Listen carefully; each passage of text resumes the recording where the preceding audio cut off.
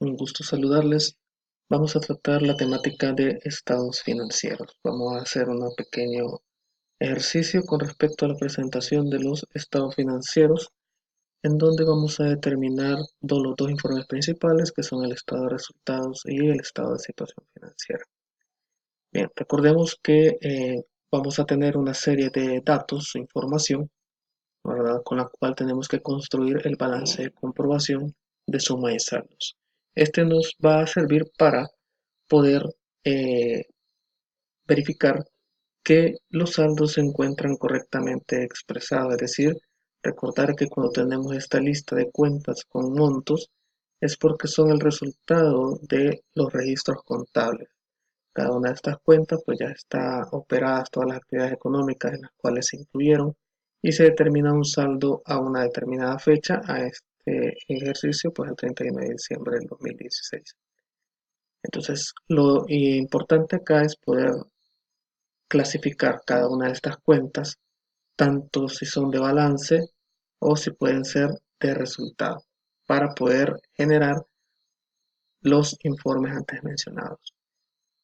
En primer lugar, el balance de comprobación de sumas y saldos interviene en todas las cuentas independientemente sean de balance o de resultado, pues lo que quiere demostrar es si los registros contables han cumplido con el principio de partida doble, en donde la sumatoria del debe pues es la misma que la sumatoria del haber. De esa manera, tenemos que tener claridad con respecto a las cuentas, su naturaleza, clasificación, para poder determinar si el valor irá en el debe o irá en el haber. Por ejemplo, los acreedores sabemos que es un pasivo y que los pasivos pues su saldo es acreedor. En el caso de la amortización acumulada pues es un activo pero que tiene una función especial y por lo tanto el saldo es acreedor a pesar de ser activo. Es el mismo caso que en la depreciación acumulada, en donde pues tenemos que el valor se va a ubicar en el haber porque tiene una naturaleza de saldo acreedor, a pesar de ser un activo. Y así cada una de las cuentas, pues vamos a ir determinando el caso de los gastos, ¿verdad? En el caso eh, de los inventarios, pues son cuentas de cuentas deudoras. En el caso de los gastos son cuentas de resultado deudoras y por lo tanto los valores irán en el debe. Tenemos otros productos que representan ingresos y por lo tanto su naturaleza acreedora, su saldo irá en el haber.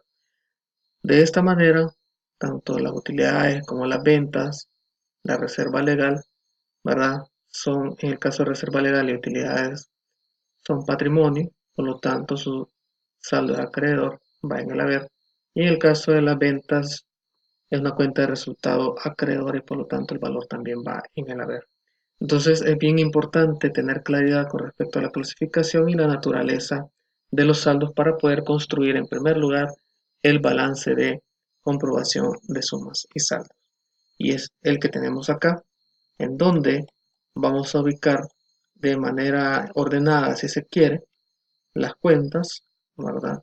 Podríamos ubicar primero activo, luego pasivo, luego patrimonio y luego las cuentas de resultado deudora y finalizamos con las cuentas de resultado acreedora o simplemente las vamos ordenando según el listado que nos han proporcionado.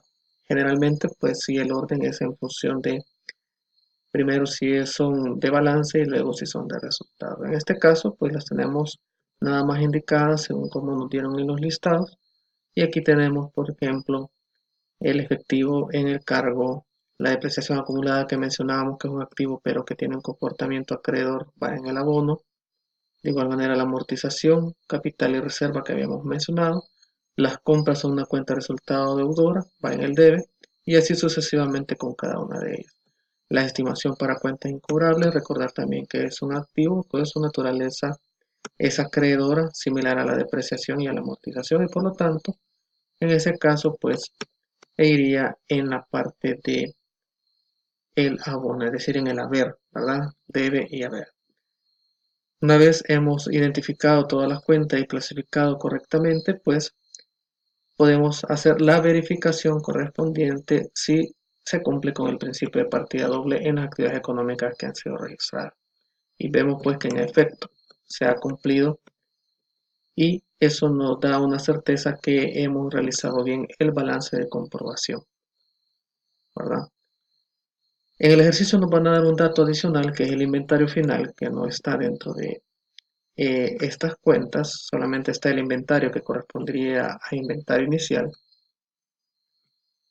Y este inventario final quiere decir que estamos utilizando el sistema analítico para los registros contables y por lo tanto este inventario final representa el conteo que hemos hecho al final del ejercicio del producto que tenemos. ¿Para qué nos va a servir? Para poder armar el estado de resultados, que es el que sigue a continuación de la balanza de comprobación. Tenemos entonces el estado de resultados. Cabe mencionar que ya hay una estructura la cual es necesario pues que la tengamos muy en cuenta para poder determinar al final la utilidad o ganancia del ejercicio o la pérdida que pudiera existir en un dado caso que los costos y gastos superen a los ingresos. Tenemos entonces que la estructura me va indicando qué voy a sumar y qué voy a restar, ¿verdad? En este caso pues estamos hablando de recordar también que los estados financieros se componen de tres partes. El encabezado, ¿verdad? Que es donde aparece el nombre del estado financiero que está preparando, fecha y en qué moneda. Luego la estructura del desarrollo, ¿verdad? Para posteriormente finalizar con las firmas. Recordar que todo estado financiero debe llevar firma de representante legal, del contador general, el que prepara la información, y del auditor externo, que es el que revisa la información. Entonces, esto es bien relevante, ya que ningún estado financiero podrá darse como válido si no lleva estas tres firmas al pie con el respectivo sello de los involucrados. Bien, entonces tenemos en la estructura que vamos a poder estar generando en el caso de las ventas, le vamos a restar las rebajas y devoluciones sobre ventas que tengamos para poder obtener las ventas netas. Recordar que los valores pues los obtenemos de la balanza de comprobación. Acá tenemos el valor de las ventas que están por acá y las rebajas y devoluciones también, que hay devoluciones sobre ventas, no hay rebaja, entonces es el único valor. Y así seguimos armando el estado de resultados. Una vez hemos obtenido las ventas netas, si ustedes ven las ventas, restamos las rebajas para obtener lo que realmente hemos vendido y ese es el total de ingresos de las operaciones ordinarias de la empresa. Luego debemos obtener el costo de ventas porque el costo de ventas es cuánto me costó a mí la mercadería que he vendido y por lo tanto es lo que voy a restar al valor de las ventas netas para poder obtener si hay una ganancia o una pérdida bruta antes de gastos e impuestos y reservas. Tenemos entonces que la estructura me dice que a las compras le voy a sumar los gastos sobre compras y voy a obtener compras totales. A eso le voy a restar las rebajas y devoluciones sobre compras y voy a obtener compras netas. Es decir, lo que realmente he comprado en el periodo. A ese valor de las compras netas yo le voy a sumar el inventario inicial, ¿sí? Y voy a obtener toda la mercadería que tenía disponible para vender. Entonces, inventario inicial más las compras netas, total de mercadería que tenía disponible para vender. Luego, a toda esa mercadería que tenía disponible para vender, le voy a restar el inventario final, que es el dato que comentábamos que hemos obtenido a través de un conteo físico de la mercadería. Y entonces, por diferencia, voy a obtener cuál es el costo de lo vendido. Es decir, de todas las ventas netas que hice, el costo de esas ventas es el valor que tengo acá, en donde a la mercadería total que tuve disponible para vender le resté lo que me quedó al final del ejercicio. Es decir, por diferencia obtengo lo que ya no está en mi bodega y por lo tanto constituye mi costo de venta, que en este caso es este valor. Una vez obtenido ese valor, que es constituyente del costo de ventas, a las ventas netas le resto el costo de ventas y voy a obtener la ganancia bruta. En este caso estoy diciendo que he obtenido una ganancia porque los ingresos o las ventas netas fueron mayor que mi costo de venta. Luego de eso voy a hacer una sumatoria de todos los gastos tanto de venta, administración y financiero, son los gastos de operación, y los voy a restar de la utilidad bruta que he obtenido, para obtener la utilidad de la operación antes de otros ingresos y otros gastos. En este ejercicio hemos obtenido otros ingresos que se le llaman también otros productos. De esa manera, a la utilidad de operación que tengo le voy a sumar esos otros productos porque estamos hablando de otros ingresos. Y así voy a obtener la utilidad antes de reservas e impuestos. ¿Qué quiere decir? Que a esta ganancia simplemente le voy a restar el 7% calculado sobre esta ganancia. ¿Qué quiere decir? Que la reserva legal, ¿verdad? Lo voy a multiplicar por el 7%. Es decir, si lo queremos hacer de alguna manera, sería 20.910 por el 7%, que también equivale a decir que es un 0.07. ¿Sí? Es decir, sin ocupar el por ciento, sino que solamente ocupando ya la conversión. Y voy a obtener este valor. Voy a restar ese valor obtenido de nuevo a esa utilidad para poder obtener la utilidad antes de impuestos. ¿Qué voy a hacer posteriormente?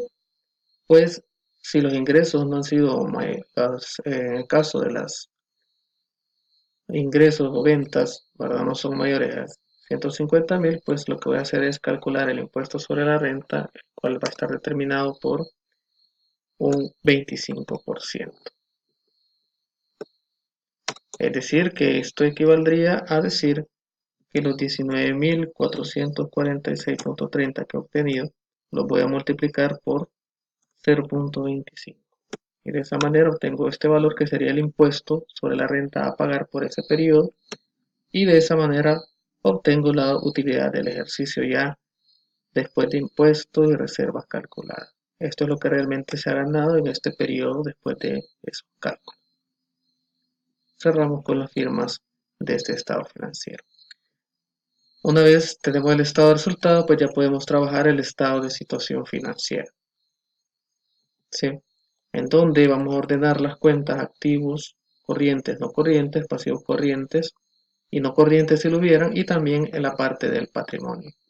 Recordando que en el patrimonio está la reserva legal, que si vemos en el balance de comprobación, ya había un valor de reserva legal de 12.500, y a ese valor le vamos a sumar el valor nuevo calculado de reserva legal en el estado de resultados, porque es un nuevo resultado. La sumatoria la voy a ubicar en el estado de situación financiera. Luego aparecen las utilidades de ejercicio anteriores, que eso pues se mantiene igual porque se trata de periodos fiscales anteriores. Y por último, la utilidad del ejercicio actual, que se obtiene también de este valor obtenido de acá, del estado de resultado. Hay que recordar también que en el impuesto por pagar, ¿sí?, tanto en la parte del balance de comprobación ya tenía un saldo, ¿verdad? Tengo que buscar si hay algún saldo de impuestos por pagar, que está acá de 5.600, y le voy a sumar lo que he calculado nuevo de este periodo de impuestos por pagar, que en este caso serían 4.800. Hago la sumatoria y ese es el valor que pongo acá en el estado de situación financiera, ¿sí?, como impuestos por pagar. Recuerden que el estado de resultado hemos obtenido tres valores diferentes. El impuesto por pagar, que lo sumo a lo que ya tenía anteriormente. La reserva legal, de igual manera, lo sumo a lo que ya tenía anteriormente.